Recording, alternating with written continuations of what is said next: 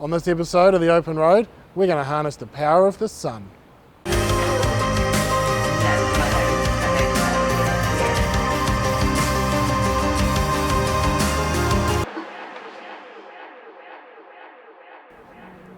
On today's episode of The Open Road, we're taking a look at the Hyundai Ioniq 5. Now this is a mid-size SUV and it is fully electric. And being fully electric, it comes with a host of really interesting features around that whole EV universe. So let me show you. Let me first take you on a tour of the outside of this car. I've been referring to this as the spaceship because clearly it looks like a spaceship, both inside and out, which I think is really cool. The color, the style, all of it, the headlights, I just think it's a really cool car to look at. But overall, it is quite futuristic, and even like if you get the top spec model, which this is, it comes with a fancy set of wheels, and overall it's not a showstopper, but it is cool and it is a little bit different and a little bit special. And we were saying before off camera that a lot of the new EVs are kind of going that way, where they look a little bit futuristic, because I guess EV is the way of the future, but have that argument in the comments. But the point is that they're going for this futuristic vibe, and definitely with this, they have really nailed it. I think this looks awesome. The key fob has got a whole bunch of buttons on it, and the first thing you notice, you unlock it, it presents your door handles, it puts your mirrors out, and in we go. Pretty cool, and they all disappear and go streamlined when you're done. Follow me around the back and you'll see that we've got a power tailgate, which is cool. Here we go. No. Oh dear. Oh dear. As I was saying, the power tailgate doesn't actually go up as high as I would have hoped. Oh, it actually does. Maybe I got that wrong. But there you go, power tailgate. Apparently if you just stand behind the car, it'll open if you've got the fob on you, which is cool. Not massive space, but plenty if you're doing the family shop or taking the kids to sports or whatever it is. For a mid-size SUV, not bad. And then finally, around this side, actually, let's take a moment to appreciate the rear end. Again, it's just going through with that futuristic styling. I like the square lights, and that looks really good at night. And then the last feature, which is perhaps not at all surprising, is we've got a little flap here for doing the electric charging. And you can do it at home, all of that sort of jazz. Actually, on the electric charging, a couple of interesting points. If you charge this at home by plugging it into the wall, it will take 20 hours to do a full charge, which is ridiculous. And I was chatting to the guy that's actually been driving this over at Hyundai New Zealand, and he was showing me on his app that it's about $11 per charge to do a full charge if you go and plug it into the machine, and it takes about 35 minutes, which filling up the car for $11, not bad. But actually, the key feature of all of this is the roof. As far as I understand, this is the only car in the country that actually has this feature, which is a full roof solar panel. Now, don't get too excited. As I understand it, this isn't going to add an extra 200 kilometers while driving to make up that extra difference between the claimed 400 kilometer range and getting you all the way to Wellington from Auckland. But what it will do is if you're sitting in the car park and there's either no charges free or there's no charges there, it's going to give you a bit of a top up. So that's a nice to have. So that's the outside. Like I said, I like it. It's a spaceship. Let me show you the inside. The spaceship feeling continues on the inside, and I really like the use that they've had with the light and dark grey tones. There's no blacks or whites or anything like that. It's all various shades of grey, which leads to a really nice futuristic feel. We've got two very large screens in front of us here, and they're going to give us all of our driving info, and they're going to give us all of our electronic info as well in terms of the EV. So we've got discharge, recharge, brake regen, all of those sorts of things.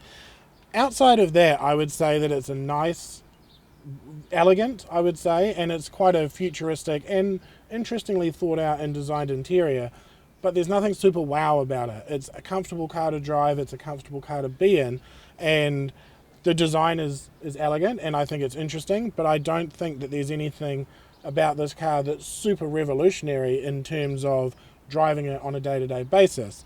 But there are a few little quirks that I actually quite like. You've got a nice big center console here because we obviously don't have a gearbox tunnel to have to worry about, and this whole unit actually slides all the way back if you want to use that front room there. it gives you the option, and you can also move it forward if you want to make a bit more legroom if you've got that fifth person in the back. And all of these things considered, at the end of the day, this is still a driving show, so let's turn it on and take it for a drive.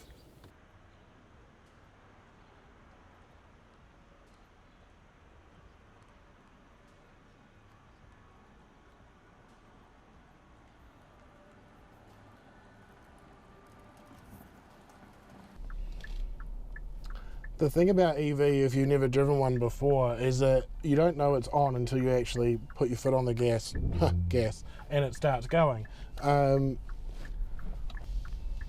What that ultimately means is the big takeaway is that because there's no engine noise, everything else seems a lot louder in your audible level. So they actually have to be really good with their build quality so that you don't hear all of the little creaks and rattles and things like that. This has actually been done really well. It's got a very nice build quality. I haven't heard any squeaks or anything like that, so that's really good.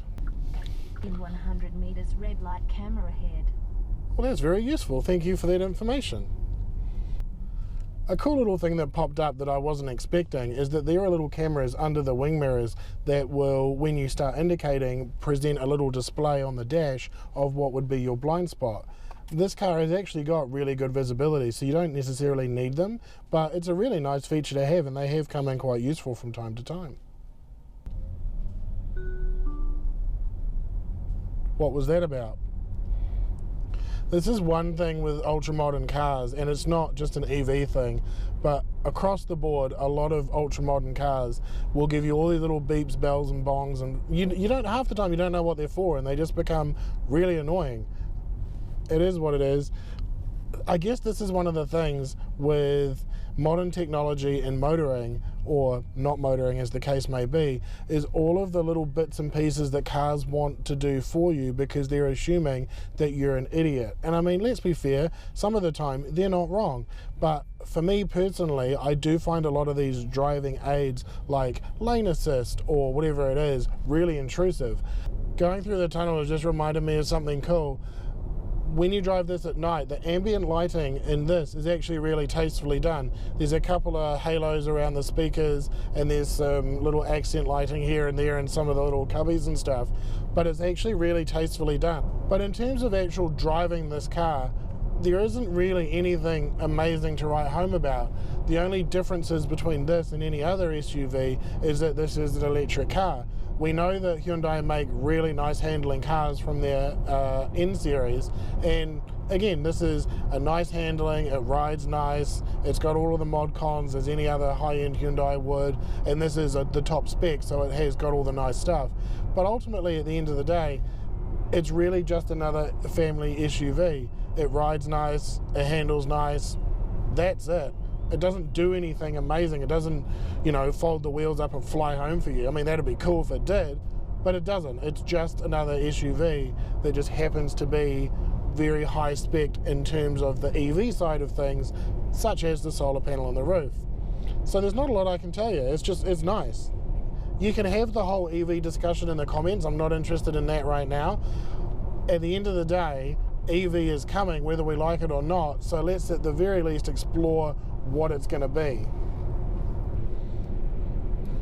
Really, the only thing I can think of whilst driving this that I actually haven't liked about it, and this is just going back to the whole EV thing, if you've ever driven an EV, you know about regenerative braking, which basically means when the car's momentum is rolling forward with inertia, the motors basically harness that by applying a bit of resistance and pushing back into the electronic motors to regain you some electricity, right? So what that feels like is if you're in a normal internal combustion car and you lift off the gas, you coast. In an EV, you don't do that. It feels like you're braking. And in this in particular, it feels very aggressive. And what I was actually told, because I asked them about it, was that these two little pedals here, they're not pedal shift because it's an EV. These actually will let you in real time change how much of that regenerative braking is happening down to how you like it. Personally, I don't like it a lot because it's an odd feeling, and it's sort of, I can't really explain it, but I don't particularly like it, so I've got it set quite low. But when I first started driving it, it was set really high. So as soon as you ease off the gas, it feels like you're sort of going forward in your seat. I've changed that to how I like it now, and now it's not an issue, so that's cool.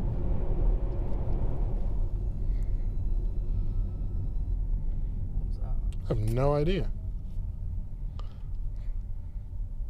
Literally, we're just driving home thinking of things to talk about with this car, and it made another funny noise, and Ben said, what was that? And I was like, I don't know. I'm kind of at the point now where I stop questioning these things. Alright chaps, well that has been the Ioniq 5 from Hyundai. What can I say? It's EV, it's cutting edge. I'm still on the fence of whether I would have one as a daily driver, purely down to things like convenience and range anxiety. But other than that, you know, it's happening. Our government's pushing for it. There ain't nothing we can do about it. But yeah, if you're in the market, hey, hope you got something out of this. If you're not, like I'm not either, just thanks for hanging out and watching our content. We really appreciate it. And be sure to throw a comment, ask some questions, get subscribed if you're not already. And hopefully next time we'll have something that's a bit more up our alley. Thanks for watching. Bye.